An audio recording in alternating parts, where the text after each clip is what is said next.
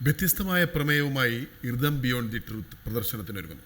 കഥയെഴുത്തിന്റെ കാൽനൂറ്റാണ്ട് പിന്നിട്ട സാഹിത്യകാരനായ ചലച്ചിത്ര സംവിധായകൻ ലാൽജി ജോർജ് ശ്രീനിവാസനെ നായകനാക്കി സംവിധാനം ചെയ്ത ചിതറിയവർ, ഇഫ്താഹി എന്നീ സിനിമകൾക്ക് ശേഷം മതങ്ങൾക്കതീതമായി മനുഷ്യനെ സ്നേഹിക്കൂ എന്ന പ്രപഞ്ച സത്യത്തെ ദൃശ്യവൽക്കരിച്ചുകൊണ്ട് ഇർദം ബിയോണ്ട് ദി ട്രൂത്ത് എന്ന സിനിമയുമായി എത്തുന്നു.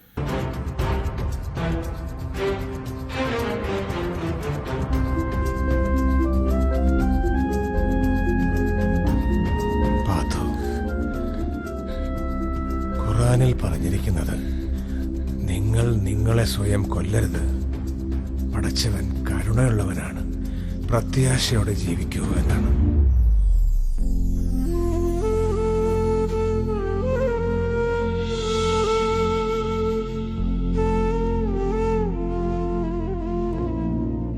സ്നേഹിക്കുകയും സ്നേഹിക്കപ്പെടാൻ ആഗ്രഹിക്കുകയും ചെയ്യുന്ന മനുഷ്യഹൃദയങ്ങളുടെ വികാരവിക്ഷോഭങ്ങളുടെയും അന്തർസംഘർഷങ്ങളുടെയും സ്നേഹത്തിൻ്റെയും ത്യാഗത്തിൻ്റെയും കഥ പറയുന്ന ഇർദം ഫെബ്രുവരി 2 തിയേറ്ററുകളിലെത്തുന്നത്. ഇത് എൻ്റെ മൂന്നാമത്തെ ചിത്രമാണ്, സിനിമയാണ്.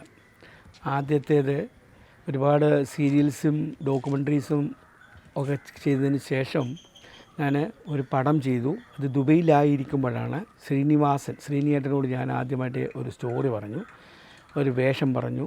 അദ്ദേഹത്തിന് ആ വേഷത്തേക്ക് ഇഷ്ടപ്പെട്ടപ്പോൾ അതിൻ്റെ കഥ എഴുതാൻ പറഞ്ഞു. തിരക്കഥ എഴുതി നമ്മൾ ആ പടം സാക്ഷാത്കരിച്ചു. ചിതറിയവർ എന്നായിരുന്നു ആ പടത്തിൻ്റെ പേര്. ആ പടം ഒരുപാട് ഇൻ്റർനാഷണൽ ഫിലിം ഫെസ്റ്റിവലിലേക്കൊക്കെ പോയി ഭയങ്കരമായ ക്രെഡിറ്റേഷൻ കിട്ടി. അതിനുശേഷം കുറേ വർഷങ്ങൾക്ക് ശേഷം ഇഫ്താഹ് എന്ന് പറയുന്ന ഒരു ബൈബിൾ ക്യാരക്ടർ ചാനലിന് വേണ്ടി ഒരു സിനിമ ചെയ്തു. അതിനുശേഷം മൂന്നാമത്തെ പടമാണിത്. ഈ പടം നമ്മൾ ഒരുപാട് കഥകൾ മനസ്സിലിട്ടിങ്ങനെ ആരാധിച്ചുകൊണ്ടിരിക്കും, മനസ്സിലിട്ടിങ്ങനെ നമ്മൾ ഉരുവപ്പെടുത്തിക്കൊണ്ടിരിക്കും. അപ്പോൾ എൻ്റെ ഒരു സങ്കല്പം എന്ന് പറയുന്നത് ഈ പത്മരാജൻ ഭരതൻ്റെ ഒക്കെ എൻ്റെ ഗുരുസ്ഥാനീയമായിട്ട് ഞാൻ കാണുന്നത് പത്മരാജൻ ഭരതൻ. അപ്പോൾ ആ കഥകൾ ജീവിതവുമായിട്ട് ബന്ധമുള്ള, ജീവിതത്തിൻ്റെ യാഥാർത്ഥ്യം, ജീവിതത്തിൻ്റെ പ്രയാസങ്ങൾ, വിഷാദങ്ങൾ, മനുഷ്യ മനസ്സിനെ ഇങ്ങനെ ഉള്ളുലയ്ക്കുന്ന രീതിയിലുള്ള കഥകൾ കാണാൻ എനിക്ക് കൂടുതൽ ആഭിമുഖ്യം ഉണ്ടായിരുന്നത്. കൊമേഴ്ഷ്യൽ പടം ചെയ്യാം, അത് വേറൊരു ലെവലിലാണ്. അപ്പോൾ അങ്ങനെ ഇരിക്കുമ്പോൾ ആണ് ഈ കേരള സ്റ്റോറി എന്ന് പറയുന്ന ഒരു പടം നമ്മുടെ സമൂഹത്തിൽ വന്നു. അതെല്ലാവരും കണ്ടു. അതിൻ്റെ രാഷ്ട്രീയ പ്രാധാന്യമൊന്നും എനിക്ക് പറയാൻ അറിയത്തില്ല, എങ്കിൽ പറയുന്നുമില്ല ഞാൻ.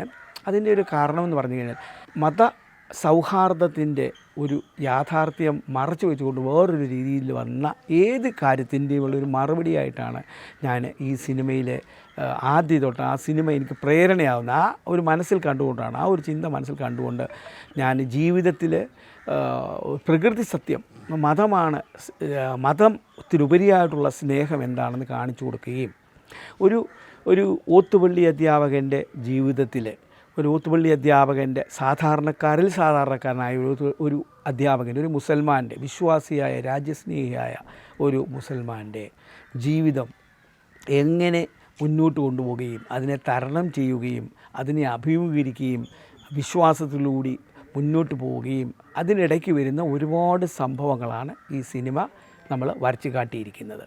ഹാരിസൺ ലൂക്കാണ് ഛായാഗ്രഹണം. ചിറയൻകീഴ്, കൊട്ടാരക്കര എന്നിവിടങ്ങളിലായിരുന്നു ചിത്രീകരണം.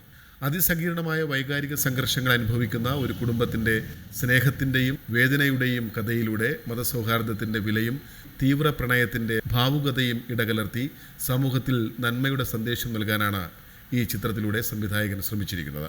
ഇന്നത്തെ കാലഘട്ടത്തിൻ്റെ ദുഷിച്ച ചിന്തകൾക്കെതിരെ ലാൽജി സാറ് ഇങ്ങനൊരു ചിത്രം സംവിധാനം ചെയ്യുമ്പോൾ അതിൻ്റെ ഭാഗമാകാൻ കഴിഞ്ഞത്, അതിലൊരു പാട്ട് എഴുതാൻ കഴിഞ്ഞത് ജീവിതത്തിൽ വലിയ ഒരു ഭാഗ്യമായി കരുതുന്നു. ലാൽജി സാറ് പറയുന്ന ഒരു കഥയ്ക്ക് അതുപോലെ തന്നെ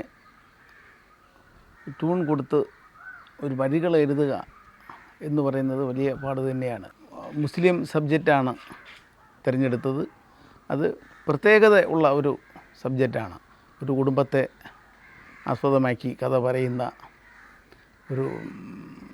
പറഞ്ഞു പോകുന്ന ഒരു സിനിമയാണ്. ആ സിനിമയിൽ ഭാഗമാകാൻ കഴിഞ്ഞത് വളരെയധികം സന്തോഷം കൊള്ളുന്നു. മാജിക് ലാറ്റിൻ മൂവീസ് നിർമ്മിക്കുന്ന ഈ ചിത്രത്തിൽ ഡോക്ടർ ഷാജു, സോണിയ മൽഹാർ, ആദിത്യ ജ്യോതി എന്നിവർ പ്രധാന കഥാപാത്രങ്ങളായി എത്തുന്നു. നമസ്കാരം, ഞാൻ ആദിത്യ ജ്യോതി. നന്മയുടെ സന്ദേശം നൽകുന്ന ഒരു ചിത്രമാണ് വ്രതം. ഋതം എന്ന സിനിമയുടെ ഒരു ഭാഗമാകാൻ സാധിച്ചതിൽ ഞാൻ അതിയായി സന്തോഷിക്കുന്നു. അതുപോലെ തന്നെ ലാൽജി സാറിനോട് വർക്ക് ചെയ്യാൻ സാധിച്ചതിലും ഞാൻ അഭിമാനം കൊള്ളുന്നു. ഈ കാലഘട്ടത്തിൽ നടക്കുന്ന പല പ്രശ്നങ്ങളെയും ചൂണ്ടിക്കാണിച്ചുകൊണ്ടും അതിന് പ്രാധാന്യം നൽകിക്കൊണ്ടും എടുത്തിരിക്കുന്ന ഒരു മനോഹരമായ ചിത്രമാണ് ഋതം. ഇതിൽ ഞാൻ റഷീദ് എന്ന ക്യാരക്ടറിനെ അവതരിപ്പിച്ചുകൊണ്ട് നായകനായാണ് അഭിനയിച്ചിരിക്കുന്നത്. ഇതിനു മുമ്പ് ഞാൻ 2 സിനിമകൾ ചെയ്തിട്ടുണ്ട്.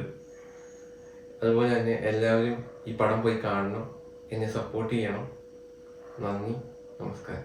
ഷാൻ പുനലൂർ, ജിജോ ജോജോ എന്നിവരാണ് മേക്കപ്പ്. വസ്ത്രാലങ്കാരം അശോകൻ കൊട്ടാരക്കര. കലാസംവിധാനം അനിൽ ശ്രീരാഘവും രതീഷ് പറവൂരും. Chief associate director Biju Chakkuvarakkal. Production executive Gokulam Thulasidharan. Rajesh അറപ്പുരയുടേതാണ് ഗാനങ്ങൾ. സംഗീതം ഗോപൻ സാഗരി. ജോസാഗറാണ് ചിത്രത്തിലെ ഗാനങ്ങൾ ആലപിച്ചിരിക്കുന്നത്. എഡിറ്റിംഗ് ദിനേഷ് ദിനവും പശ്ചാത്തല സംഗീതം ഷമൽ രാജും നിർവഹിച്ചിരിക്കുന്നു. ഫെബ്രുവരി 2 കേരളത്തിലെ തിയേറ്ററുകളിൽ ഋതം പ്രദർശനത്തിനെത്തും.